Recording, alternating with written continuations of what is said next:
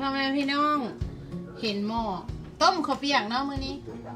เฮาสิมาต้มข้าวเปียกกระดูกข้างหมู We're gonna make the noodle soup. It's called ข้าวเปียก Yes. and we're gonna make with pork rib. I will chop it. นี่มันเส้นเนาะเส้นเฮ็ดไว้เมื่อคืนนี้เฮ็ดเส้นใหญ่ๆเฮ็ดเส้นข้าวเปียกคือกันข้าวเปียกเวียดใครอยากรู้วิธีเฮ็ดส่วนผสมสูตรวิธีเฮ็ดเข้าไปกดคลิกกันได้เลยวิธีเฮ็ดเส้นข้าวเปียกเนาะอยู่ในวิดีโอของน้อยนี่ล่ะ Hey guys, it's me cooking today. Cooking. Cook this. That too. มาขั้นตอนเขาสิซับหมูพี่น้อง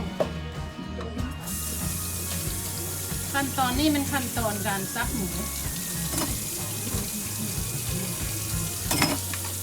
ฉีกแพ็กเกจมันออกมา So I'm gonna chop the pork ribs. But first I'm gonna wash it first.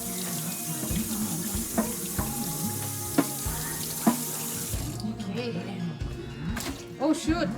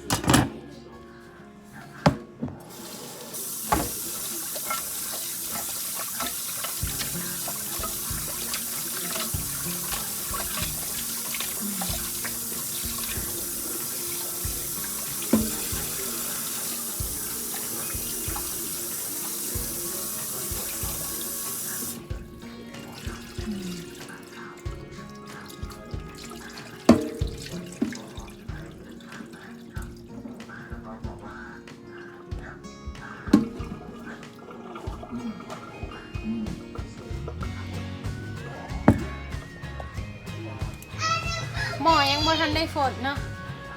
This one is not boiling yet. I put slice some ginger, water, and this is cilantro root. ห้าของป้อมเนาะหอยเซฟไว้เวลาหอยเฮ็ดกินเฮ็ดหันอื่นนะหอยได้ห้างมาหอยก็เซฟไว้ซื้อมาเซฟไว้ล้างดีๆเซฟเอาเข้าในฟรีเซอร์ make it frozen so you can save that cilantro root. If you don't have cilantro root, it's fine. นี่แม่นเครื่องใส่บัดเวลาเขาสิปรุงข้าวเปียกกินเนาะ This is fried garlic. You can buy this from Asian store. อันนี้แม่นกระเทียมเจียวซื้อมาแต่ห้านลาว Pepper. It's ground pepper. Garlic. Fried garlic. Fried shallot. หอมเจียว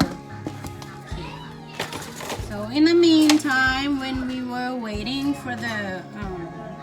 soup to boiling, I'm gonna slice my green onion.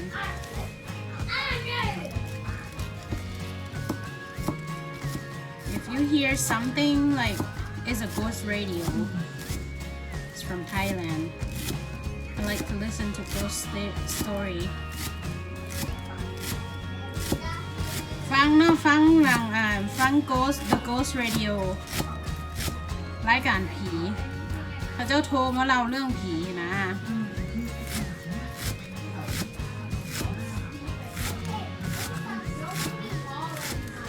finish up มันแล้ว As you can see, the water is start boiling.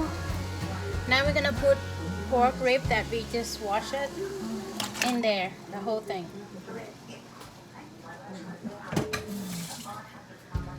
And after that, don't stir, don't do anything. Just dump in there and wait until it's boiling again. เขาบ่ต้องเฮ็ดอย่างนอกหลังจากเขาเอากระดูกข้างลงแล้วก็บ่ต้องอย่างมันปล่อยให้มันฟดไปเลยแล้วเขาสิได้น้ำซุปใสๆเนาะแต่ว่าบ่ทันได้ปรุงอย่างเถื่อเพราะว่าสิได้ตักอันอีหยังที่ว่ามันเป็นอันนั้นขึ้นมาจากกระดูกหั่นนะแล้วจังค่อยปรุงบัดนี่เนาะหลังจากต้มได้ประมาณ1 ชั่วโมงมันสิมีเป็นขี้แบบอันมันออกมาจากน้ำกระดูกเลือดอีหยังนะ After you boiling for 1 hour, you'll see all this in front of the soup. You're gonna take this out. That's just the reason why I'm not put any ingredient or like seasoning the soup because I'm gonna take this out first. And after I scoop this all out,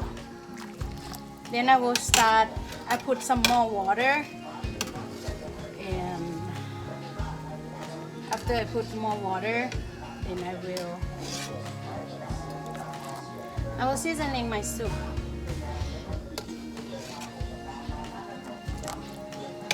เราต้มเส้นใส่แล้วเนาะอันนี้แมนเขาวเปียกค่อยเองไปกินน้ำกันนี่ปรุงแล้วเรียบร้อยถ้วยของค่อยใส่หมักเพชรโอ้ยมีตอนออกอาย มีตอนเลือดพร้อม This is a blood cake and this is ข้าวเปียกSlope แซ่บเด้อพี่น้องมาเด้อกินข้าวเปียกน้ำกันเด้อป้าบ่ได้ปิ่น แล้วเขากดไลค์กดแชร์เวิร์ดแหละครับก็เห็นเขา แม่นเด้อเนาะ ยา เขาเป็นนางเอกซ่องใช่ไหม ไปโลดเอาไป กินมานี่พี่น้อง เอาไปโล ข้า ด วเปียกเวียดเส้นใหญ่ ปัจจุบันตอกมาเองในข้างล่างเลยได้วิวหลายเลย ๆได้ยินแต่เสียงแซ่บขนาดกินข้าวเปียกในวันฝนตก เอาแล้ว วันที่ฝนตก คือบอลเซียนมาช่วยคือบอกกันนะ ฮะเอาเสี้ยนมาซอยจุวะบ่เห็ดน้ำบ่ได้เด้อ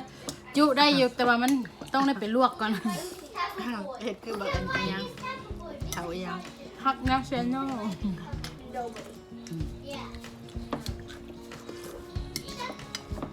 เบาล่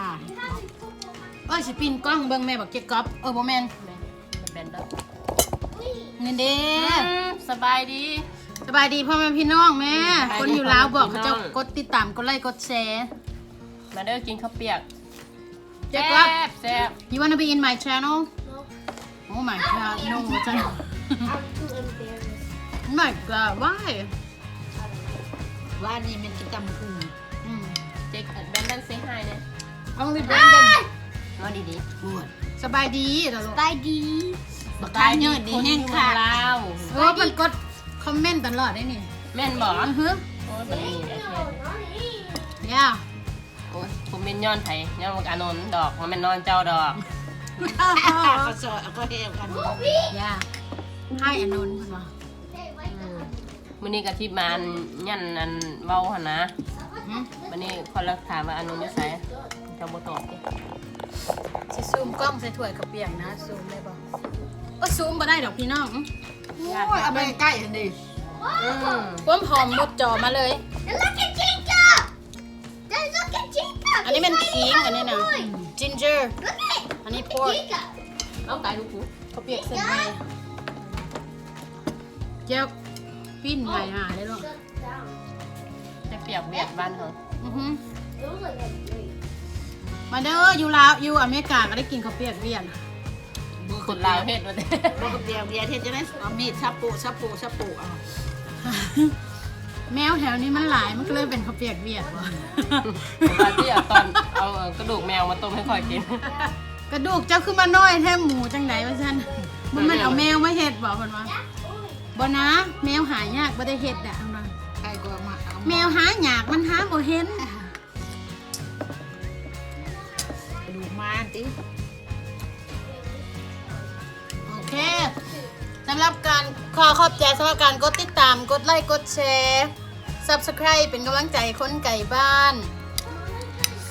มาพบกันใหม่ในคลิปหน้า Thank you for watching you guys please like share subscribe enjoy and have a good one bye